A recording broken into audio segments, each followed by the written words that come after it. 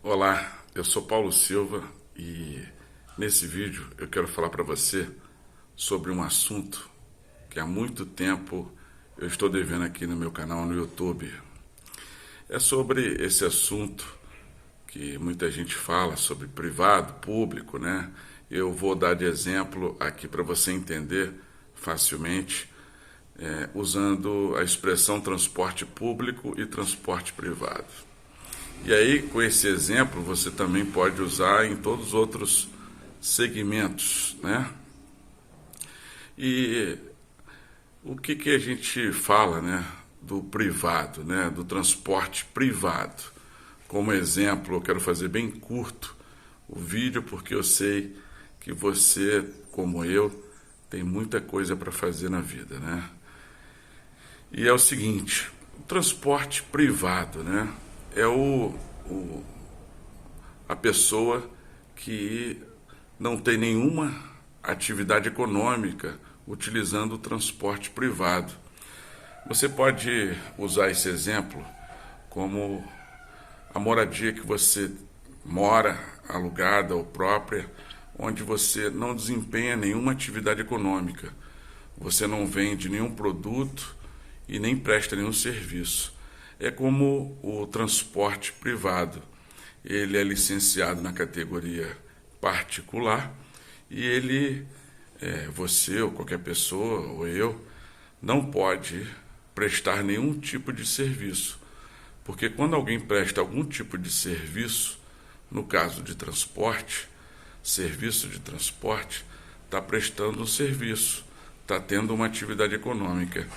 E as leis federais determinam que quem utiliza algum tipo de transporte que vai cobrar algum valor, alguma coisa por essa prestação de serviço de transporte, o transporte tem que estar licenciado na categoria aluguel e a pessoa física ou jurídica que vai prestar esse serviço tem que ter autorização do poder público.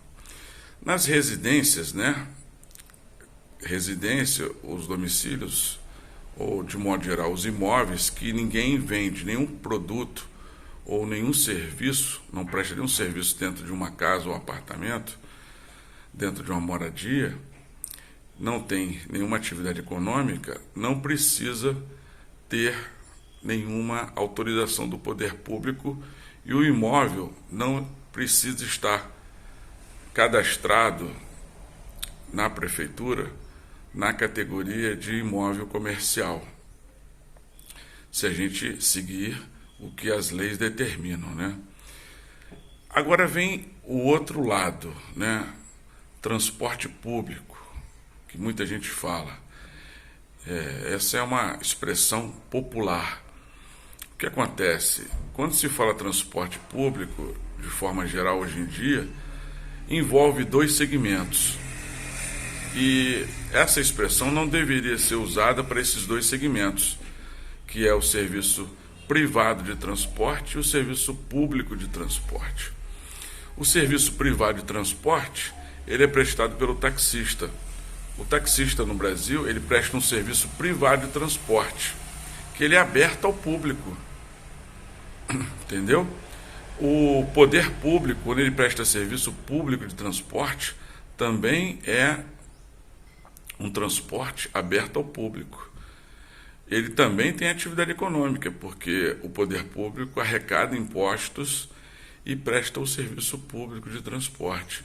No caso, por exemplo, o taxista, ele tem um transporte que ele cobra por isso, ele cobra o valor registrado no taxímetro ou na tabela expedida pela prefeitura de cada cidade, nas cidades com menor quantidade de 50 mil habitantes, os taxistas recebem uma tabela, onde aqueles valores é o limite que um taxista pode cobrar. Então, o taxista, ele faz um transporte público? Faz, só que é um serviço privado de transporte.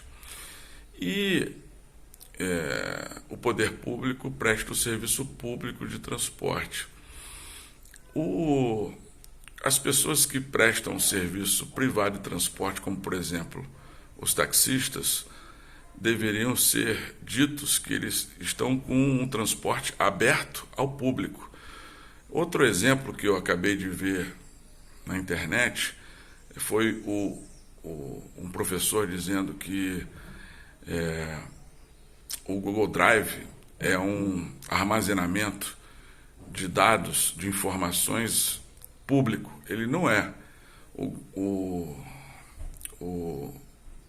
Esses armazenamentos nas nuvens, eles prestam um serviço privado de armazenamento de dados ou de informações, mas ele é aberto ao público. Ele deveria, na minha opinião, eu respeito a sua opinião, que você não concordar com o que eu estou dizendo, de forma respeitosa, que o professor, quando deu essa aula que eu acabei de assistir, que o Google Drive deveria ser dito que ele não é público, e sim aberto ao público, porque muita gente interpreta, como esse professor falou a frase, o Google Drive é público. Não é público, porque ele não pertence ao poder público. Então, é isso que eu queria dizer para você, e se você tiver ainda alguma dúvida, você pode deixar nos comentários, que assim que eu puder, eu lhe respondo. E se você não concordou com meus argumentos, você tem toda a liberdade, de forma respeitosa, de deixar aqui nos comentários a sua argumentação que seja irrefutável, né? Irrefutável significa que eu não vou ter capacidade de contra-argumentar os seus apresentados. Um abraço fraterno para você e um excelente dia.